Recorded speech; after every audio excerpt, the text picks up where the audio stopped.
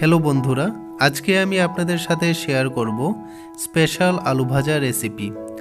এটি রুটি, গরম ভাত অথবা ডাল ভাতের সাথে খেতে ভীষণ ভালো লাগে। এই আলু ভাজা রেসিপিটা কেন এত স্পেশাল, পুরো ভিডিওটা দেখলেই আপনারা বুঝতে পারবেন। তো ভিডিওটি স্কিপ না করে পুরোটা দেখবেন। আশা করি আপনি খুব সহজে এই রেসিপিটা বাড়িতে রান্না করতে পারবেন। তো চলুন ভিডিওটি দেখে নেওয়া যাক। আজকের রেসিপি স্পেশাল আলু ভাজা। প্রথমেই আমি একটা মশলা তৈরি করে নেব। তার জন্য আগুনে বসিয়ে রাখা একটা প্যানের মধ্যে দিতে হবে 1 চা চামচ গোটা জিরে এবং 1 চা চামচ গোটা ধনে।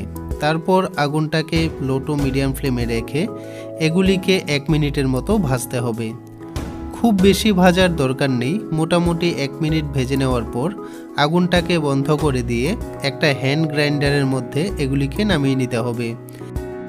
তারপর মশলাগুলিকে গুঁড়ো করে নিতে হবে। তবে মশলার গুঁড়াটা খুব বেশি পাউডার হবে না, একটু দানা দানা থাকবে। আপনারা দেখতে পাচ্ছেন মশলাগুলি গুঁড়া করা হয়ে গেছে। আর মশলাটা আমি খুব বেশি পাউডার করিনি, একটু দানা দানা রেখেছি। এবার আমি পুরো তরকারিটা একটা প্যানে করব। আপনারা চাইলে কড়াইও করতে পারেন। তো আগুনে বসিয়ে রাখা প্যানটি যখন গরম হয়ে যাবে তখন এর মধ্যে 3 টেবিল চামচ রিফাইন তেল দিতে হবে। আপনারা চাইলে সরষা তেলও দিতে পারেন। তেল যখন গরম হয়ে যাবে তখন এর মধ্যে ফোড়ন হিসাবে দিতে হবে 1/2 চা চামচ গোটা জিরে এবং 2টো শুকনা লঙ্কা। তারপর আগুনটাকে একদম লো ফ্লেমে রেখে এগুলিকে 15 থেকে 20 সেকেন্ড ভাজতে হবে। মোটামুটি 20 সেকেন্ড ভেজে নেওয়ার পর এর মধ্যে দিতে হবে কেটে রাখা মিডিয়াম সাইজের 4টে আলু। আমি এখানে 250 গ্রাম আলু লম্বা লম্বা করে কেটে নিয়েছি।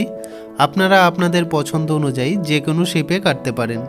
তারপর আগুনটাকে মিডিয়াম ফ্লেমে রেখে আলুগুলিকে 4 থেকে 5 মিনিট ভেজে নিতে হবে।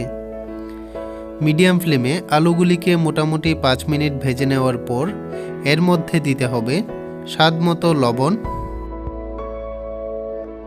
1 চা চামচ হলুদের গুঁড়া এবং 1/2 চা চামচ শুকনা লাল লঙ্কার গুঁড়া। তারপর পুরোটাকে মিডিয়াম ফ্লেমে খুব ভালো করে মেশাতে হবে। খুব ভালো করে মিশিয়ে নেওয়ার পর এর মধ্যে দিতে হবে স্লাইস করে কাটা মিডিয়াম সাইজের 2টো পেঁয়াজ আর 4 থেকে 5টা রসুন থেতু করে এর মধ্যে দিতে হবে। তার সাথে 3টে কাঁচা লঙ্কা মাঝখানটা চিরে এর মধ্যে দিতে হবে। তারপর মিডিয়াম ফ্লেমে পুরোটাকে আবারও খুব ভালো করে মেশাতে হবে। পুরোটাকে খুব ভালো করে মিশিয়ে নেওয়ার পর আগুনটাকে লো টু মিডিয়াম ফ্লেমে রেখে পুরোটাকে 7 থেকে 8 মিনিটের জন্য ঢেকে রেখে দিতে হবে এবং 2 মিনিট পর পর একটু নাড়াতে হবে। মোটামুটি 8 মিনিট পর আমি ঢাকনাটা খুলে দিলাম। আপনারা দেখতে পাচ্ছেন আলুগুলি বেশ সেদ্ধ হয়ে গেছে। আমি আপনাদের দেখিয়ে দিচ্ছি যে আলুগুলি খুব ভালোভাবে নরম হয়ে গেছে। এবার এর মধ্যে যে মশলাটা তৈরি করা হয়েছিল ওইটা দিয়ে দিতে হবে। আর দিতে হবে 2 টেবিল চামচ কুচানো ধনেপাতা। তারপর আগুনটাকে লো টু মিডিয়াম ফ্লেমে রেখে পুরো তরকারিটাকে আরও 1 মিনিটের মতো রান্না করতে হবে। তো আমি আশা করছি আপনারা খুব সহজে বাড়িতে এই স্পেশাল আলু ভাজা রান্না করতে পারবেন। মোটামুটি 1 মিনিট হয়ে গেলে আগুনটাকে বন্ধ করে দিতে হবে। তারপর এটিকে যদি রুটি, গরম ভাত অথবা ডাল ভাতের সাথে সার্ভ করা যায় তাহলে ভীষণ ভালো লাগবে। তো বন্ধুরা, আজকের রেসিপি কেমন লাগলো কমেন্টের মাধ্যমে অবশ্যই জানাবেন। যদি ভালো লেগে থাকে ভিডিওটি লাইক করে দেবেন। আমার চ্যানেলে যদি আপনি নতুন বন্ধু হয়ে থাকেন তাহলে প্লিজ চ্যানেলটি সাবস্ক্রাইব করে দেবেন। আর আমার পরবর্তী ভিডিও সবচেয়ে আগে আপনাদের কাছে পৌঁছানোর জন্য পাশে থাকা বেল আইকনটিতে ক্লিক করবেন। খুব শীঘ্রই দেখা হচ্ছে পরবর্তী ভিডিওতে নতুন একটা রেসিপি নিয়ে।